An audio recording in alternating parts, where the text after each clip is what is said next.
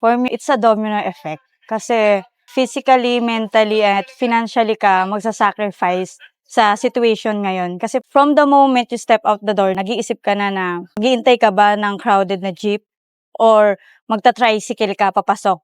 And ngayon, pagdating sa family, doon matatight yung budget mo. Kailangan mong i-sacrifice, kailangan mong mag-cut ng budget kasi napunta na lahat sa transportation allowance mo na hindi mo ina-expect na ganito pala kalaki yung mauubos sa'yo. It feels like crossing a finish line after an obstacle you didn't sign up for kasi nakakapagod siya. Napagod ka na sa kakaisip. And then, meron din siyang a bit of, I made it. Proud ka sa sarili mo na after a long day, nakasurvive ka. Kasi showing up is a testament of your own resilience sa ganitong sitwasyon.